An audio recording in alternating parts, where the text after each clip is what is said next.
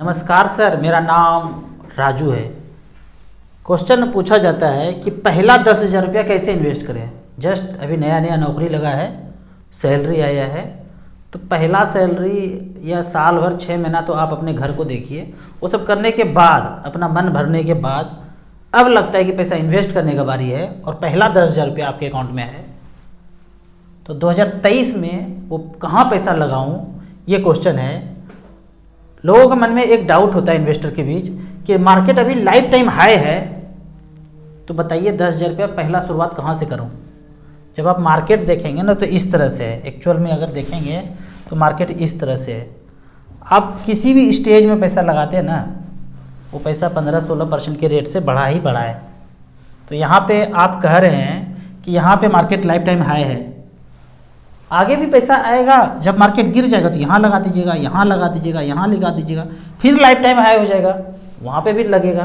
किसी को पता थोड़ी होता है कि आज जो 60-62 हज़ार चल रहा है, अब ये 65 हज़ार कब हो जाएगा, 70 हज़ार कब हो जाएगा, किसी को नहीं पता है।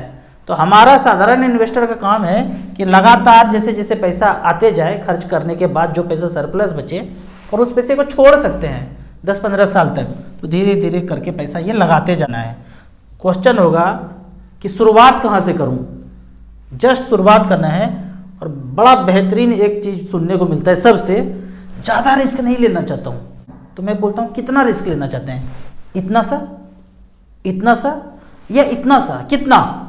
जब रिस्क का बात आता है ना, मैं आपसे पूछता हूं कि आपको ये पैसे का ज़रूरत कब है और किसके लिए है। बच्चों के लिए, घर बनाने के लिए, खुद के रिटायरमेंट के लिए, बच्चों की शादी के लिए।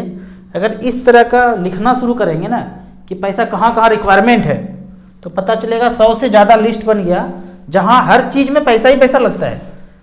मैं 50 हज़ार, 1 लाख, 2 लाख का बात नहीं कर रहा हूँ, वो तो आप कभी भी खर्च कर सकते हैं। 10 लाख, 20 लाख, 30 लाख, इस तरह से बड़ा खर्चा है तो भी लिस्ट बनाएंगे तो काफ़ी लिस्ट आ जाएगा। तो एक चीज़ रखिए, एकदम दूरदृष्टि, पक्का इरादा। वो क्या है कि यदि आपका एज 20 से 45 साल के बीच है तो 15 साल कम से कम म्यूचुअल फंड SIP में टाइम दीजिए और टारगेट रखिए कि 1 करोड़ रुपया चाहिए ही चाहिए।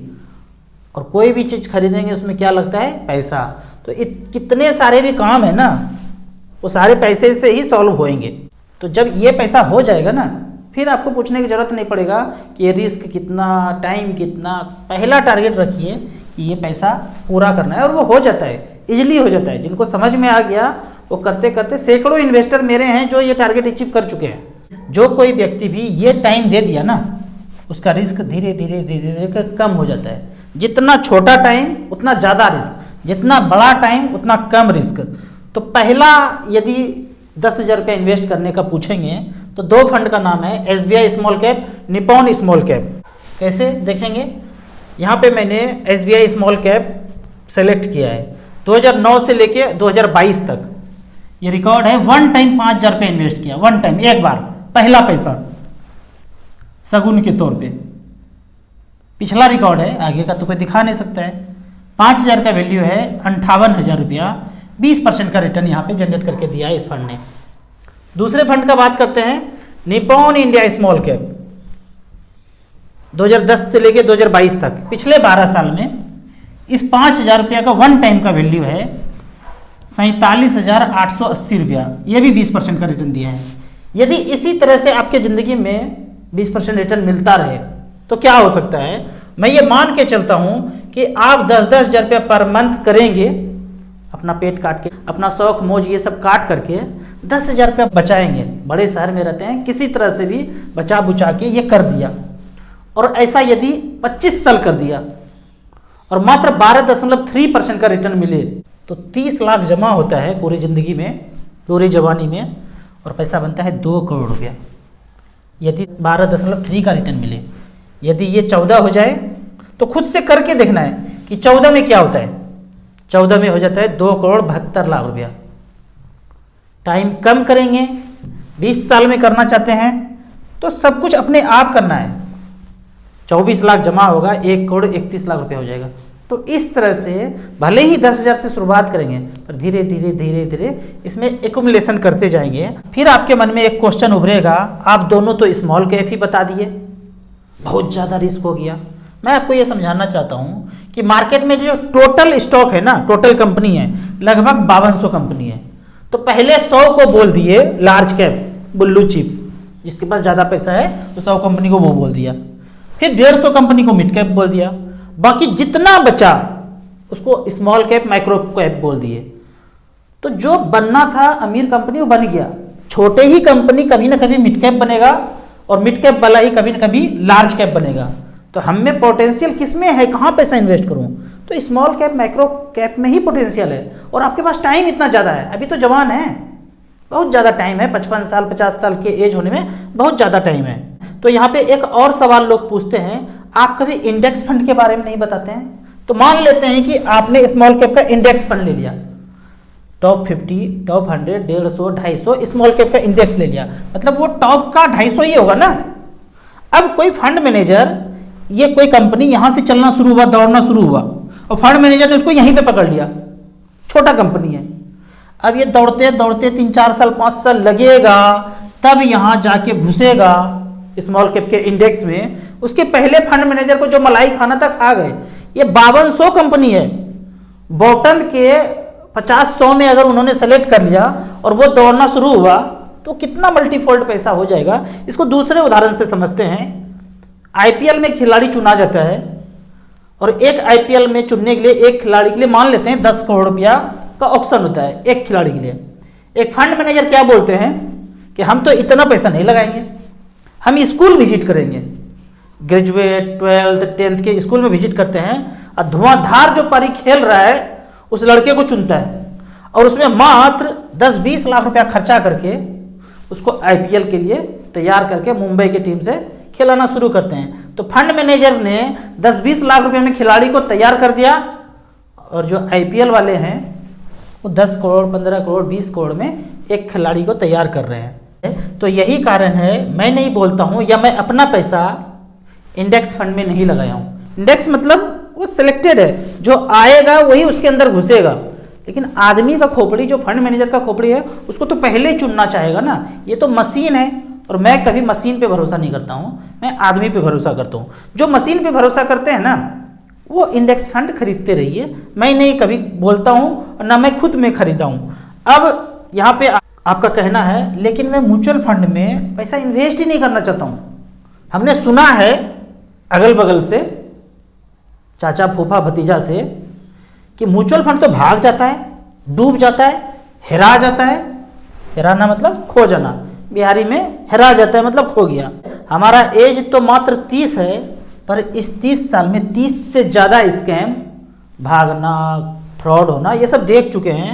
तो हम म्यूचुअल फंड कंपनी में नहीं लगाना चाहते हैं, बहुत सुने इसके बारे में। तो मैं आपसे पूछता हूँ, कोई म्यूचुअल फंड कंपनी एएमसी खत्म हो गया, इसके बारे में मुझे बताइए। तो एक कमेंट्स आता है, सहारा डूब गया, सहारा डूब गया। तो यहाँ पे आपको पहले मैं उदाहरण देना चाहता हूँ कि यूटीआई म्यूचुअल फंड का एक फंड है, यूटीआई मास्टर शेयर। 1983 से ये शुरू हुआ था, तब से लेके अब तक ये तो भागा नहीं।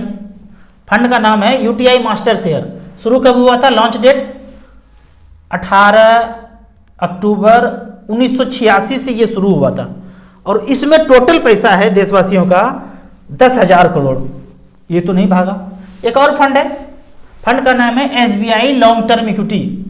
1993 से शुरू हुआ था और इसमें टोटल देशवासियों ने पैसा लगाया है 11,000 करोड़। ये तो नहीं भागा। कौन सा भागा? तो आप बोलेंगे कि सहारा म्यूचुअल फंड भाग गया, खत्म हो गया। वो भाग नहीं गया, उनको रोका गया, उनको कहा गया not fit for business. SEBI ने उस पर लगाया आरोप कि आप बिजनेस करने के लायक नहीं हैं, क्योंकि आपका अलग अलग बिजनेस है और वहाँ धोखाधड़ी इन्वेस्टर के साथ ज़्यादा देखा गया है। तो उनको बोला स्टॉप करो, ये नौटंकी हम अब ज़्यादा चलने नहीं देंगे। तो इन्वेस्टर को टाइम दिया कि आप अपना सारा पैसा 4 अप्रैल 2020 के पहले सारा निकाल लीजिए, इसका अब बोरिया बिस्तर समेट रहे हैं। तो सारे इन्वेस्टर को लेटर किया, जो जानकार हैं वो सारे पैसे निकाल लिए, लेकिन अभी भी हो सकता है कुछ पैसे नहीं निकला हो। तो यहाँ बोलते हैं जिनका pan card, KYC, account number सारा कुछ अपडेट था, उनका तो डायरेक्ट क्रेडिट हो गया। लेकिन अभी भी जिसका पैसा पड़ा हुआ है तो क्या करेंगे? जाएंगे उनके ऑफिस में, कार्बी कैंप्स के ऑफिस में जाएंगे, हालांकि कार्बी के ऑफिस में जाएंगे उनका ऑफिस तो मेन ऑफिस तो बंद ही हो गया होगा। तो आपको ये केवाईसी वगैरह करेंगे तो वो पैसा क्रेडिट हो जाएगा। और ये जो किया गया है इन्वेस्टर के प्रोटेक्शन के लिए किया गया है, ऐसा नहीं कि पैसा खत्म हो गया। यहाँ पे इंटरेस्टिंग बात यह है कि सहारा म्यूचुअल फंड डूबा तो सही, लेकिन इन्वेस्टर का पैसा देने के बाद डूबा। दो उदाहरण और लेता हूँ कि यहाँ पे दो म्यूचुअल फंड है, L&T mutual fund, HSBC mutual fund. L&T mutual fund बोलता है कि हम ये बिजनेस नहीं करेंगे और सारा का सारा HSBC ने इसको खरीद लिया। दूसरा एक और उदाहरण है IDBI म्यूचुअल फंड का नाम आप जान रहे हैं, सुन रहे हैं, इसको भी लगभग LIC टेक ओवर करने जा रहा है, ऐसा न्यूज में है। अगर तो ऐसा हो गया, ऐसा पहले भी हुआ है, रिलायंस म्यूचुअल फंड का नाम आप नहीं सुनते हैं, अब वो निपॉन म्यूचुअल फंड है। तो हुआ क्या, यहां से यहां सारा जब ट्रांसफर हो गया तो फंड मैनेजर हो सकता है चेंज हो जाए, ज्यादातर केस में वही फंड मैनेजर होते हैं। अगर चेंज हुआ तो मैनेजमेंट चेंज हो जाएगा, मतलब आपका पैसा तो पड़ा हुआ है, अब उस पैसे को मैनेज करने के लिए या तो वही फंड मैनेजर होगा, अगर नए कंपनी में वही नौकरी करते रहेंगे तो वही फंड मैनेजर होंगे, या चाहे तो नया कंपनी बोलेगा नहीं ये फंड मैनेजर नहीं, हमको ये फंड मैनेजर चाहिए, तो आपका मैनेजमेंट चेंज हो जाएगा, पैसा कहीं नहीं जा रहा है। उदाहरण के तौर पे बैंक ऑफ राजस्थान एक हुआ करता था, अब नहीं सुनते हैं आप इसको, क्योंकि उसको ICICI बैंक ने खरीद लिया। तो क्या जिसके खाता धारक थे पैसा उसका खत्म हो गया? नहीं, बंदा बदल गया, कंप्यूटर बदल गया, आई कार्ड बदल गया, अब ICICI बैंक लिखा हुआ है, जाएंगे पैसा निकालेंगे, बोर्ड बदल गया, सब कुछ वैसे ही है। तो ठीक उसी तरह मैनेजमेंट बदल सकता है, बोर्ड बदल सकता है, शटर का रंग बदल सकता है, पैसा कहीं नहीं जाने वाला है। यहाँ पे आपने 10,000 वन टाइम का बात किया था पहला पेमेंट के लिए, लेकिन यदि कोई 10,000 रुपये पर मंथ का SIP कर दे, कैटेगरी है वही इक्विटी स्मॉल कैप, और लास्ट 10 ईयर्स का बात है, तो यहाँ पे देखते हैं सारे स्मॉल कैप कैटेगरी के यहाँ पे चार्ट में है, और 10,000 रुपये पर मंथ पिछले 10 साल में 2013 से लेकर 2022 तक इन सारे फंड ने, किसी ने 42 लाख, 41 लाख, 35 लाख, और सबसे लास्ट में एवरेज अगर बात किया जाए तो 33 लाख रुपया बनाया है पिछले 10 साल में। जमा कितना हुआ? 10,000 इंटू 12, 1,20,000 इंटू 10, 12 लाख का वैल्यू है, 33 लाख रुपया, 19% का रिटर्न है। सबसे खराब फंड ने 24 लाख रुपया बनाया है, 13.84% का रिटर्न है। फंड का नाम है आदित्य बिरला स्मॉल कैप, और जो सबसे टॉप पे है उस फंड का नाम है SBI स्मॉल कैप। इसने 42 लाख रुपया बनाया है, जमा 12 लाख हुआ, बना 42 लाख है 24% के रेट से। पहला फंड का नाम है निपॉन स्मॉल कैप, और दूसरे कैटेगरी पे रोज ऊपर नीचे होते रहता है, काफ़ी दिन तक SBI ऊपर था और अभी आप देख रहे हैं निपॉन स्मॉल कैप आ गया, तो ऊपर नीचे ये है। तो यहाँ पे पहले फंड का देखेंगे रिटर्न 42 बनाया है, इसने 41 बनाया है, और एवरेज का बात करते हैं तो एवरेज 33 बनाया है। लेकिन आप ठान ही लें कि हमें म्यूचुअल फंड में पैसा लगाना ही नहीं है, आप कितना भी बोल देना हमारा इनकम कम है, लेकिन हम कसम खाते हैं कि म्यूचुअल फंड में पैसा नहीं लगाएंगे। तो यहाँ पे एक चीज़ होगा कि गरीब जन्म लिए थे और जब ऊपर भी जाएंगे ना तो गरीब ही होंगे। आपका बिजनेस चल रहा है, खूब अच्छा है, सब कुछ अच्छा है तो ठीक है, लेकिन साधारण आदमी हैं और गरीब हैं, तो थोड़े थोड़े पैसे अगर इक्विटी SIP में लगाते जाएंगे तो वो हो सकता है जो समाज में आपके अमीर दोस्त नहीं कर पाए।